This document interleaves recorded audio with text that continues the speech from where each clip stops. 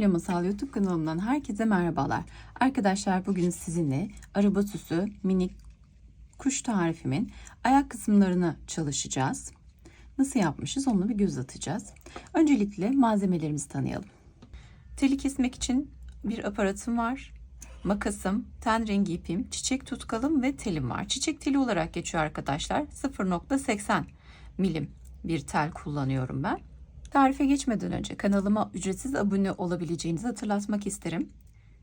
Videomu beğenmeyi, bildirimlerinizi açmayı unutmayın. Hadi şimdi tarife geçelim. Arkadaşlar öncelikle telimizden şöyle ölçelim. 2'şer santimlik parçalar keseceğiz. Şöyle yapayım. Evet. Şuraya denk geliyor. Bakalım. Yaklaşık 2 santim olması kafi. Şöyle bir miktar fazla onu da keseyim ben. Evet. Şimdi 2 santim boyutunda parçalarımızı keselim.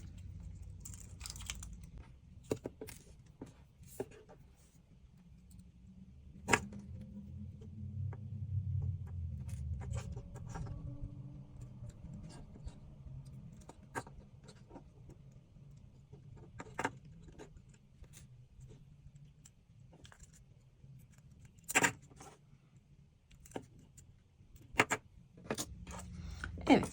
Her ayak için 3'er tane tel kesiyoruz arkadaşlar. Hadi gelin şimdi işleme başlayalım. Bir parça telimi aldım. Ten rengi ipimi alıyorum. Şöyle parmağımın üzerine bu ipin ucunu bir miktar tutkallıyorum arkadaşlar. Siz işlemi yaparken o da bir yandan kuruyor olacak. Aşırı hızlı kurumuyor ama kuruması da bizim işlemimizi yapana kadar gerçekleşecek arkadaşlar. O yüzden biraz elimizi hızlı tutacağız. Az miktarda sürüyorum çünkü. Şimdi böyle ipimizi tutunduruyorum. Şöyle göstereyim. Sonra dolamaya başlıyorum. Şu ucuna geliyorum ve aşağıya doğru sarmaya başlıyorum arkadaşlar. İpin ucunu tutuyorum ve sıkı sarıyorum. Bu şekilde. Sonra sarmaya devam ediyorum. Bu işleme eliniz yapa yapa alışacak arkadaşlar. İlk seferinde zorlanabilirsiniz. Şöyle hem kuru parmaklarımla şekil veriyorum hem dolamaya devam ediyorum. Şimdi bu kısımda duruyorum. Diğer kalan kısmına da tutkal sürüyorum. Ve işlemi yapmaya devam ediyorum. Bu tutkal kuruduktan sonra şeffaflaşacak arkadaşlar. O yüzden endişeniz olmasın. Şöyle ipimi kısaca kesiyorum. Ve şöyle sarmaya devam ediyorum. Parmaklarımın arasında çeviriyorum. Tutkalı da yediriyorum. Diğer parmaklarımla şekil veriyorum. Ve bitiriyorum arkadaşlar. Şöyle en son diğer kalan ipleri de tutkallıyorum. Bunları şekillendirirken ipler dağılmasın, bana kolaylık olsun diye. Evet. Bakın. Şu şekilde bir görüntümüz oldu. Bir parmak tamamlandı. Şimdi diğer parmakları da yapalım arkadaşlarım aynı işlemi.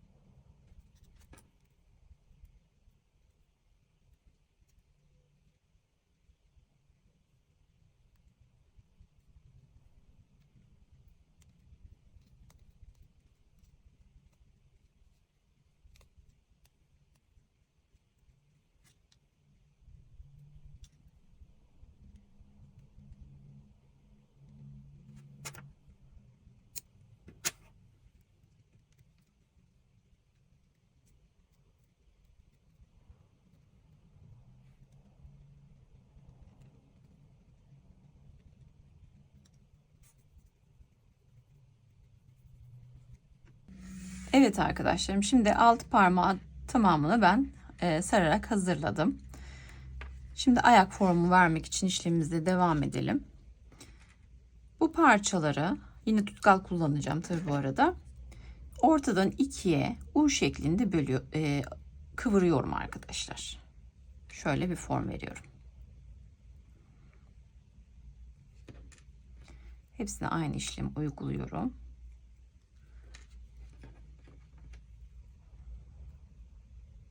Sonra da şekillendireceğim.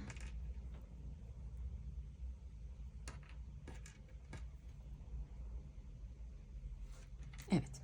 Şimdi parmakları 3 tanesini alıyorum arkadaşlarım.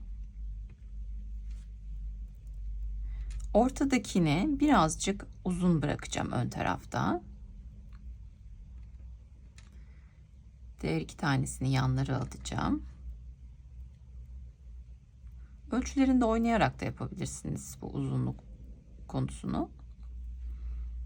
Şöyle şekillendiriyorum arkadaşlarım. Şöyle.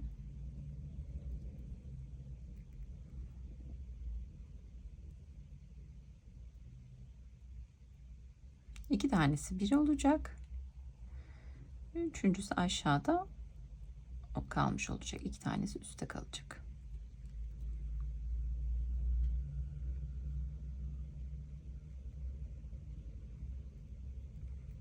Genişliklerini buna göre ayarlıyoruz.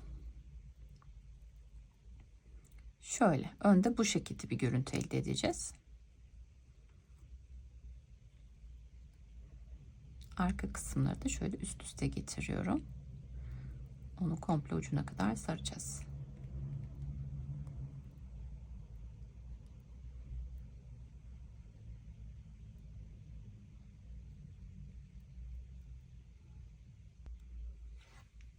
Evet, ipimizi de sarmaya başlayalım.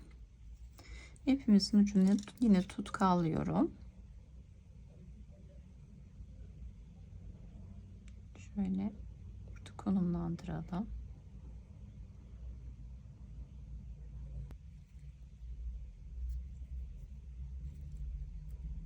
Evet, şöyle sarmaya başlıyorum arkadaşlar. İpi tutundurduktan sonra.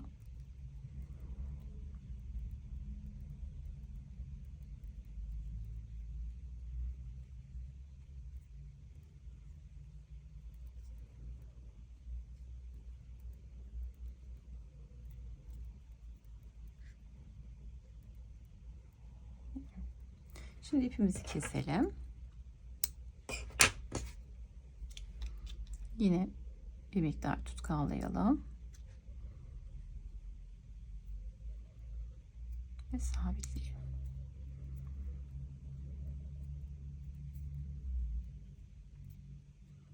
Evet. Şu şekilde bir görüntü almış olması yeterli bizim için. Şöyle şekillendireceğiz arkadaşlarım.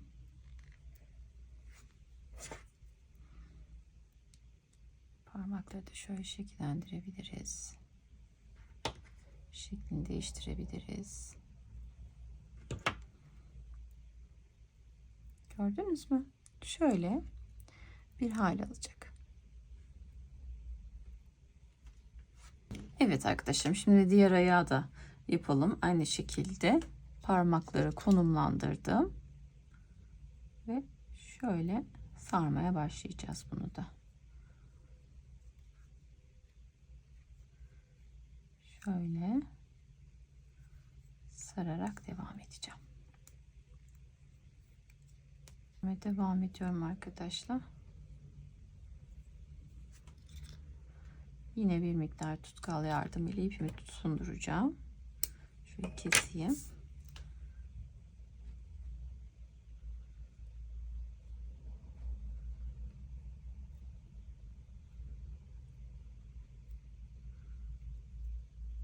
Evet. İkinci ayağı da tamamlamış olduk.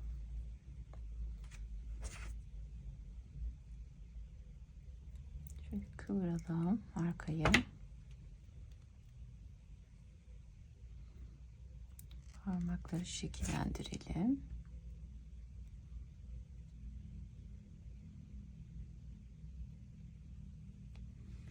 Evet.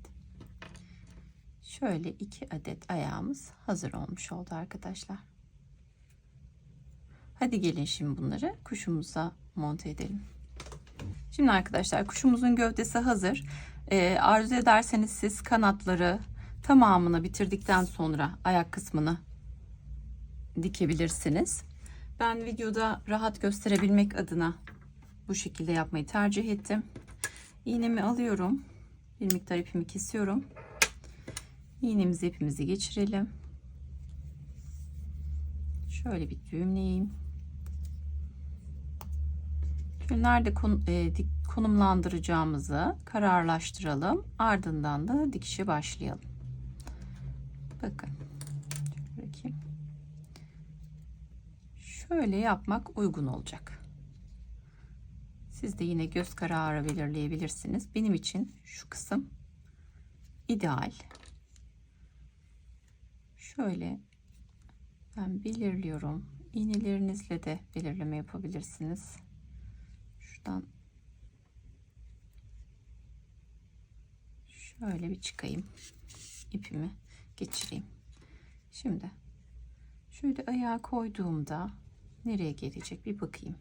Bakın bu şekilde çok ideal. Ayağı arada bırakarak şöyle bir sık iğne genişliğinde diğer tarafa geçiyorum. Bir alttan karşılığından çıkacağım arkadaşlar. Ayağı sabit tutuyorum. Dönmesini engelliyorum.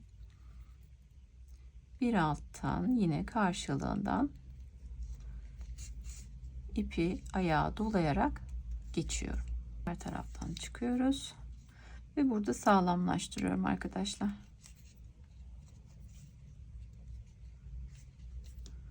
İpimizi koparmadan diğer tarafa geçebiliriz. Aynı hizadan şöyle yanından çıkıyorum. Diğer ayağı da kontrol ediyorum.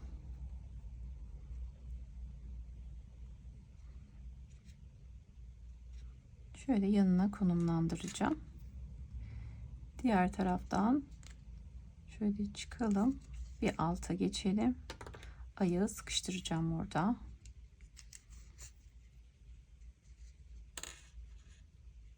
Şu taraftaki ipimiz. Şimdi ayak bunun arasında kalmış olacak.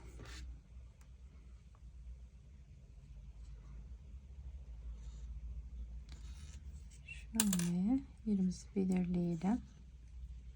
Sonrasında sıkıştıralım.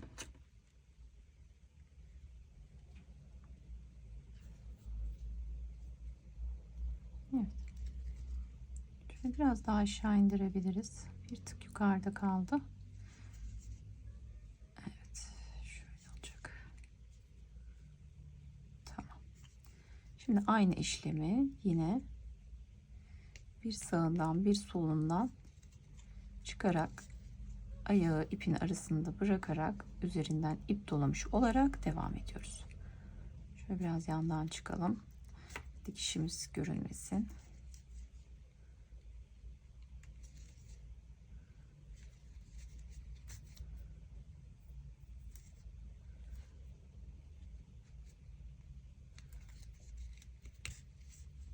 Evet, 4 kez geçmek benim için yeterli geldi. Şimdi yan tarafta ipimi sağlamlaştıracağım.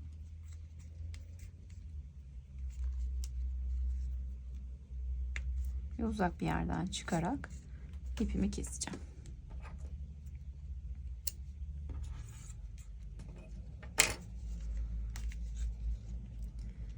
Şu şekilde ayaklarımızı oluşturmuş olduk arkadaşlarım. Şekillendirebilirsiniz şöyle de.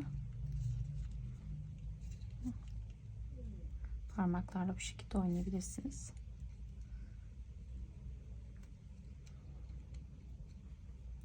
Hepimizin eline sağlık. Videomu bitirmeden önce ücretsiz abone olabileceğinizi tekrar hatırlatmak isterim. Videomu beğenmeyi ve bildirimlerinizi açmayı unutmayın. Bir sonraki videoda görüşmek üzere. Hoşça kalın.